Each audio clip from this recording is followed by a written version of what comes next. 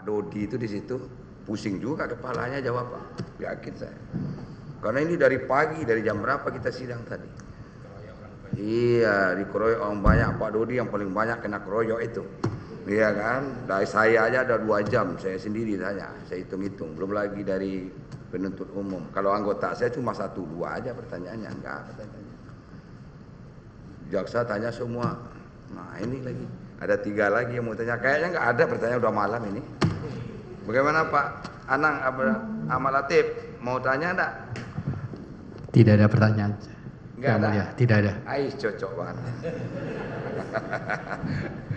Pak Joni Gerard Plate, silakan Pak kalau ada. Terima kasih Yang Mulia. Silakan. Sebetulnya tidak ada, tetapi terpaksa harus ada juga Jangan supaya jelas. terpaksa Pak, kalau nggak ada jangan. Ada, Pak. Paksain, ada silakan. Ketiga saudara saksi, saudara bertiga tidak sedang dalam ujian sarjana. Kalau dalam ujian sarjana, jawaban saudara salah, saudara yang tidak lulus.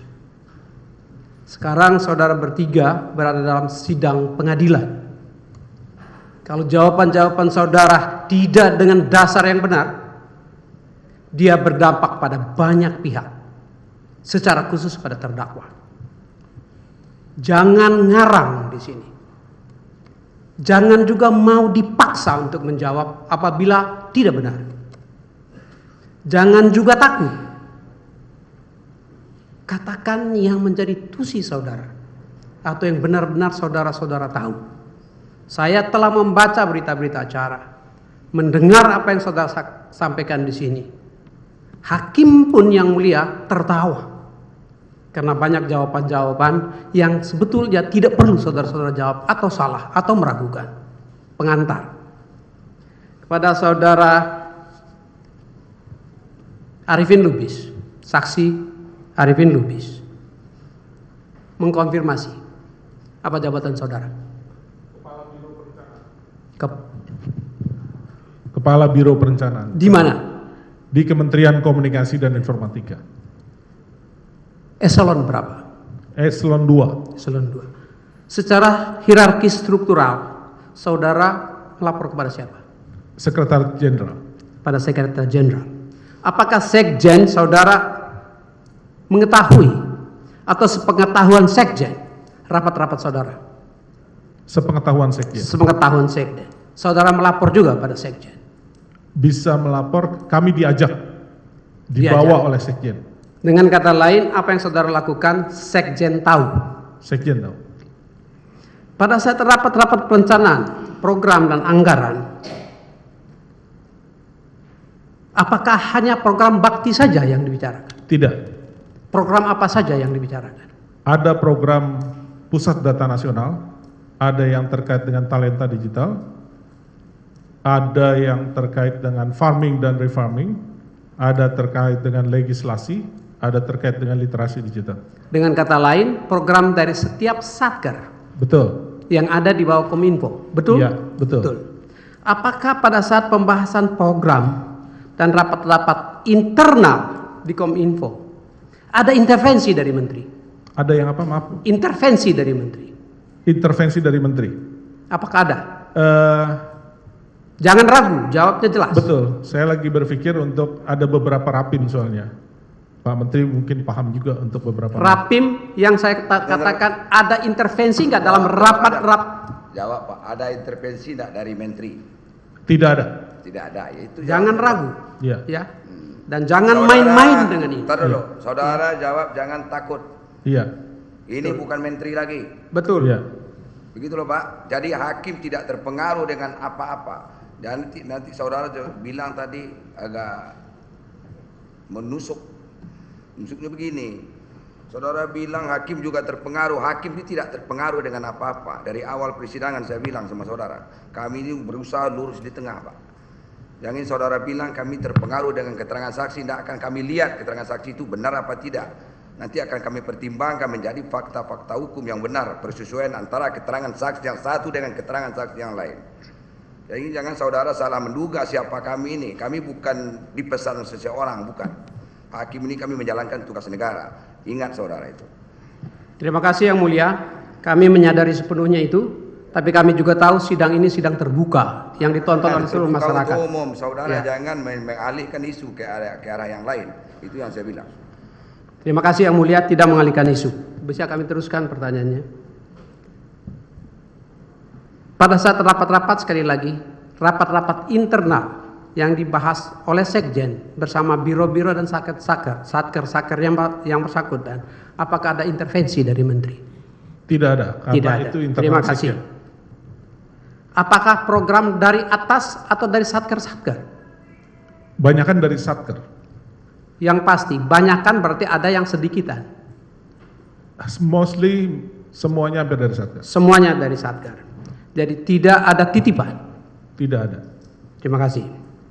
Apakah dalam pembahasan RAPBN Kominfo 2021 termasuk anggaran untuk membiayai 4.200 BTS 4G Bakti telah sesuai dengan mekanisme dan siklus APBN?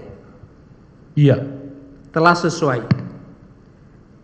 Apakah pada saat pembahasan trilateral bersama Kementerian Keuangan dan Kementerian Bappenas ada catatan-catatan, penolakan-penolakan atau blokir-blokir dari Kemenku dan Bappenas atas program BTS 4G Bakti? Tidak ada. Tidak ada. Atau dengan kata lain, sudah sesuai mekanisme perundang-undangan? Karena merupakan kebijakan nasional. Apakah Jadi sudah didukung. sesuai dengan mekanisme yang ada di pemerintahan? Sudah. Sudah sesuai. Terima kasih. Apakah anggaran 4.200 BTS 4G Bakti menjadi bagian dari Undang-Undang APBN 2021? Iya. Kalau dia sudah menjadi bagian dari Undang-Undang APBN 2021, secara politik apakah itu telah disetujui oleh DPR RI? Iya, disetujui. Berarti ini program negara. Iya, Betul. Presiden. Iya. Terima kasih. 16 Agustus, sorry. Pada saat APBN itu, anggaran yang saudara sampaikan tadi hanya terbatas 6,8 triliun atau setara untuk 2.417 BTS. Betul? Di mana ya? Di 2021. Iya. Ya. Iya. Sedangkan di dalam Perpres 2021 ditetapkan 4.200. Iya. Berarti ada kekurangan. Iya. Betul. Kekurangannya itu dibiayai dari mana? Dari PNBP. Dari PNBP. Apakah pembiayaan dari PNBP Kominfo itu telah mendapat persetujuan dan sesuai dengan mekanisme? Iya. Dengan Sudah. ditetapkannya KMK nomor 46. Dengan ditetapkannya KMK 46 atau persetujuan dari Menteri Keuangan. Iya. Dengan demikian anggaran rupiah murni dan PNBP sesuai dengan perundang-undangan. Iya. Terima kasih. Yang berikutnya, apakah ada kementerian lembaga lain yang juga menggunakan PNBP Ada. untuk membiayai? Untuk Contohnya, mohon maaf. untuk membiayai program kementeriannya atau lembaganya? Ada. Ada. Ya. Contohnya, Banyak. Ada polisi. Ada, berapa besar di kepolisian? Saya lupa itu. Lupa, tolong dicek. Iya. Sebagai benchmark. Karena apa yang diusulkan pasti ada benchmarknya. Ya. Iya. Pasti ada benchmarknya.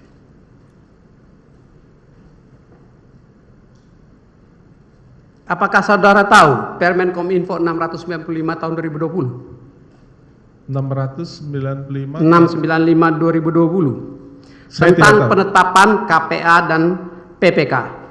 Tidak tahu saya. Tidak tahu. Tidak. Itu ada Permen Kominfo 695 2020 tentang penetapan KPA dan pejabat pembuat komitmen. Ini dalam rangka mengimplementasi Undang-Undang Keuangan Negara dan pelaksanaan program-program kementerian. Nanti di saat yang lain akan kami dalami itu. Apakah saudara tahu juga Permen Kominfo, Permen Keuangan, Peraturan Menteri Keuangan nomor 129 tahun 2020? Saya tahu itu, tapi tentang apa itu ya? Tentang Saya BLU. bacakan untuk saudara. BLU seingat saya. Saya bacakan untuk saudara. Iya. Pasal 4 ayat 4 dan pasal 4 ayat 6. Ya. Pasal 4 ayat 4 mengatur Menteri, pimpinan lembaga bertanggung jawab atas pelaksanaan kebijakan penyelenggaraan pelayanan umum yang didelegasikan kepada Badan Layanan Umum, dalam hal ini kalau Kominfo tentu BLU Bakti, dari segi manfaat layanan. Dari segi manfaat layanan. Itu tanggung jawab Menteri dan Pimpinan Lembaga. Pasal 4 ayat 4. Pasal 4 ayat 6. Pejabat yang ditunjuk dalam hal ini Dirut Bakti bertanggung jawab atas pelaksanaan kegiatan pemberian layanan umum yang didelegasikan kepadanya oleh menteri atau pimpinan lembaga. Ini berhubungan juga dengan pendelegasian sebagai KPA. Ya, supaya saudara tahu, ya. Tahukah saudara program Merdeka Sinyal? Iya. Kapan itu dilakukan? Itu 2000 yang saya sampaikan tadi, program di usulan 2019 masuk di dalam RPJMN 2022-2024. Disitulah disebutkan namanya program Merdeka Sinyal. Apakah Indonesia Merdeka Sinyal. Apakah program Merdeka Sinyal sudah selesai? Belum. Tahukah saudara pada tanggal 18 Juni 2019 dan 22 Juli 2019, pada saat itu masih kabinet, sebelum kabinet ini, dilakukan rapat kerja dengan DPR RI Komisi 1. Saya lupa itu. Rapat kerja tersebut membicarakan tentang pembangunan 4.000 BTS tahun 2019 dan tahun 2020. Ya. Yang mana jumlah sebesar itu sudah ada di dalam perencanaan Bakti dan Kementerian Kominfo jauh sebelum kabinet ini. Jadi bukan tiba-tiba datang. Bakti sudah mengetahui. Dan yang terakhir untuk saudara, apakah saudara tahu perbedaan OPEX dan CAPEX? Pak Joni sering menanyakan ini di Rapim. Saya tahu itu. Apa itu OPEX? OPEX itu adalah operation dari Stanford dari operation expenditure. Jadi artinya biaya yang akibat adanya belanja-belanja modal yang berdampak terhadap kepada operasional, biaya operasional. Apakah belanja OPEX menghasilkan barang milik negara? Tidak. Tidak. Apa itu CAPEX? Kalau CAPEX itu belanja modal, belanja artinya wujudnya kelihatan. Itu dapat dalam istilah Kementerian Keuangan itu bisa belanja modal, bisa belanja tanah ataupun mesin. Berarti ada barang milik negara. Ada. Jadi belanja CAPEX menyalahi apa masih sesuai dengan undang-undang? Ini pendapat saya ya, pendapat ya yang ditanyanya mengenai ini pendapat atau Artinya nanti. Baik, terima kasih yang mulia. Seharusnya sebagai perencana di dalam menyusun perencanaan saudara tahu itu, dan saudara jangan sampai pura-pura tidak tahu. Tahu saya. Kalau tahu apa? Untuk Keberatan yang mulia terkait pendapat tadi. Pengetahuan saudara atau pendapat saudara yang ditanya ini. Pengetahuan saudara lah sebagai kepala Biro Perencanaan. kalau untuk CAPEX, CAPEX itu belanja modal pasti. Karena belanja modal dia pasti menjadi aset, dicatat dalam BMN. Barang milik Sesuai undang-undang apa tidak sesuai undang-undang? itu dimungkinkan sesuai dengan undang-undang. Sesuai undang-undang. Jadi tidak menyalahi undang-undang. Iya. Mesti jelas dulu. Iya. Kalau pemerintah melakukan belanja yang tidak sesuai dengan undang-undang, salah itu. Iya. Ya. Cukup untuk Pak Arifin. Kepada Pak Indra, sudah banyak yang ditanyakan tadi. Ya, sudah banyak sekali yang ditanyakan tadi terkait dengan 7.904. Ya, banyak sekali yang ditanyakan. Saya hanya mau menekankan satu. Basis penetapan jumlah BTS adalah desa. Satu desa, satu BTS. Pertanyaannya, apakah mungkin satu desa lebih dari satu BTS? Apabila merujuk pada pemukiman yang di pedesaan yang berjauhan, dimungkinkan untuk lebih dari satu BTS. Dimungkinkan. Namun untuk wilayah 3T, keputusan pemerintah saat itu adalah satu desa satu BTS. Ya. Jadi yang perlu adalah jumlah desanya berapa. Yang belum ada coverage sinyal. Ya. Tahukah saudara perbedaan antara desa dan lokasi atau site titik BTS dibangun? Lokasi site itu tergantung di mana nanti penempatan lokasi BTS-nya di dalam satu desa. Ya, itu berarti desanya bisa diketahui, titiknya belum tentu diketahui pasti. Betul? Perencanaan. Untuk memastikan koordinat titiknya perlu dilakukan site survey. Betul? Betul. Dan menurut berita acara yang saya baca, itu menjadi tugas konsorsium atau perusahaan-perusahaan penyedia yang harus melakukan survei titik lokasi. Ya, menurut yang saya baca. Kalau demikian, maka jumlah desa untuk 7.904 perlu dikonfirmasi melalui satu titik di desa itu pada saat akan dibangun ya oleh penyedia. Saudara tahukah itu? Untuk lokasi terkait dengan itu saya tidak tahu, Pak. Tidak tahu, karena itu bagian dari kontrak. Ya, karena itu bagian dari kontrak. Dan karenanya setelah itu saya baca juga dari berita acara bahwa setelah ditetapkan site-nya perlu dilakukan design review meeting. Design review meeting untuk menentukan desain di titik itu. Yang saya baca dari BAP. Jadi penentuan lokasi berlapis-lapis. Ya.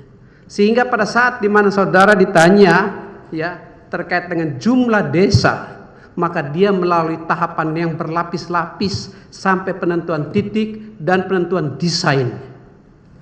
Ya. Saya tidak tahu isi kontraknya seperti apa dan keputusannya Bakti.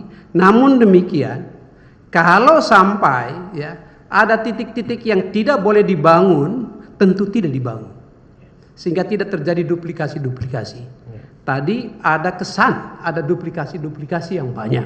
Ya. Ini perlu dikonfirmasi. Ya. Dan yang terakhir kepada Pak Dodi. Ya. Saya ingin bertanya Pak Dodi. Pak Dodi ini kan BPKP dulu. Ya, lalu menjadi Irjen. Baik, Pak. Sekarang jabatannya? Auditor utama. Auditor utama. Ya. Sebagai auditor utama, sebagai Irjen, sebagai Dewas juga, bagaimana pencatatan barang milik negara? Ya, sesuai dengan standar akuntansi pemerintah. Apa terkait dengan pencatatan? Ada barang milik negara dalam konteks BTS misalnya, dalam konteks BTS yang sudah on air dicatat sebagai apa? Sebagai aset tetap. Sebagai aset tetap atau barang milik negara tetap. Sedangkan aset-aset yang sedang dalam pengerjaan, apakah itu konstruksi dalam penyelesaian? Konstruksi dalam penyelesaian. Di dalam kontrak yang pada saat melakukan pengecekan, ya di dalam kontrak, yang ada di dalam kontrak model pembayaran seperti apa? Apakah pembayaran berbasis serah kunci atau turnkey atau berbasis termin atau tahapan? Untuk material berdasarkan basis termin yang uang muka 20, pada saat GAC 40, pada saat MOA 35, lalu 5%-nya pada saat BTS itu berfungsi. Apa perbedaan terms of payment atau syarat pembayaran, serah kunci dan syarat pembayaran termin? Syarat pembayaran termin untuk material berdasarkan sudah ada tidaknya material sesuai dengan tahapan yang disepakati untuk dibayar. Sedangkan syarat pembayaran serah kunci? Syarat. Sebentar dulu Pak, stop. Sebentar dulu. Saudara tahu tentang pelaksanaan di lapangan, Pak Jorni Gerak? Tahu saya kan? Atas dasar dokumen yang saya baca yang mulia. Iya. Saya tidak tahu di lapangan. Ya, kalau enggak tahu ngapain saudara tanya? Tanya aja masalah apa kewenangan saudara sebagai menteri, tahu ngapain saudara tanya? Tanya aja masalah apa kewenangan saudara sebagai menteri, sebagai pengguna anggaran, itu aja Pak. Terima kasih yang mulia. Ngapain saudara tanya-tanya sampai ke pelaksanaan di bawah? Kalau nanti giliran ditanya, itu bukan kerja saya kan gitu. Itu kan ada PPK, ada kuasa pengguna anggaran. Betul. Kan begitu, Pak.